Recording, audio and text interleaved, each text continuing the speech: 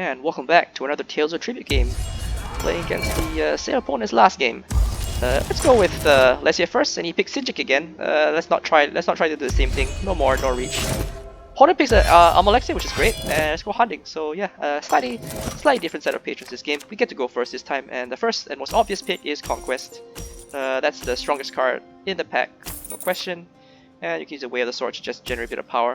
No point using Alessia power because the entire deck is bad, so like the fact that I shuffle away a bad card, yeah, I don't think it's that worth it. Opponent can either... That's an early hand of Alessia. It's pretty early. I think Chainbreaker Sergeant is the best card in the pack. Yeah, I mean, he did pick he does get the combo, so he does imprison my Conquest, which is kind of annoying. I could either release it with a Sijik, or I think Chainbreaker is probably better. I don't really have to kill it right now, this instance. I mean, I do get one less Conquest. He has stolen my Conquest, so that's unfortunate, but I think I can afford to wait one turn to kill it in a future turn. My opponent's not going to have much this turn either. He could probably pick up Time Mastery as a speculative pick. Alternatively, I think using Alessia power also would be quite good for him because it spends his gold the most efficiently. And he could start moving into Alessia a bit. Those are both reasonable options. Last one is Treasury.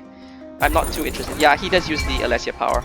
So next turn he's probably going to Alessia again to get a Chainbreaker into his deck. I think my deck is still better than his.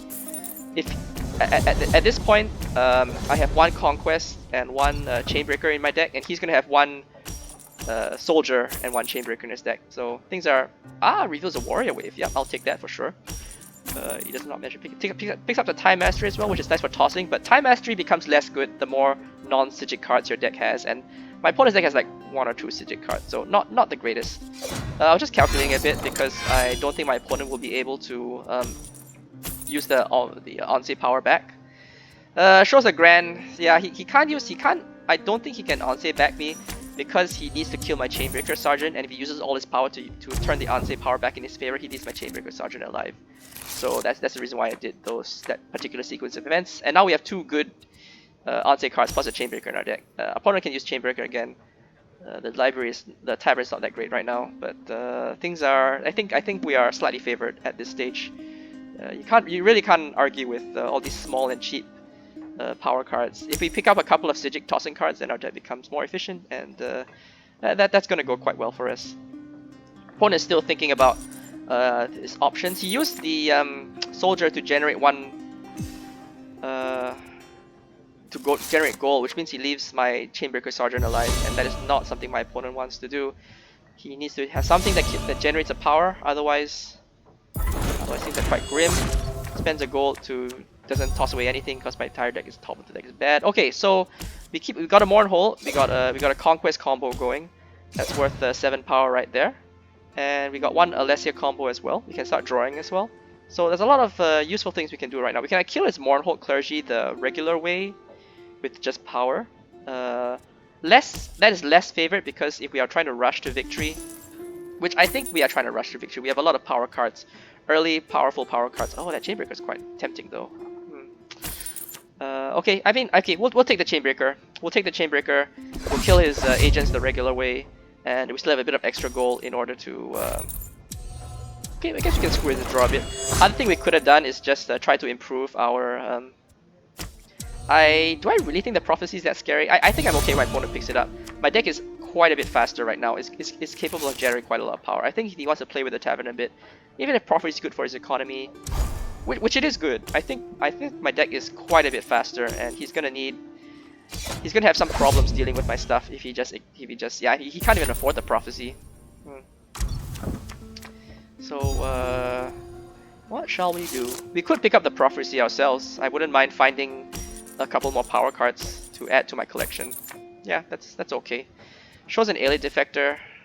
Not that interesting. I feel like I should have used the Alessia power there, because this is... Yeah, I feel like Alessia power might have been a better use of my time, just to try to screw with his draws a bit. Instead, okay, we draw a couple of nice cards. So this is it's a good economical turn, and also generates Ansei power combo. So quite happy with this.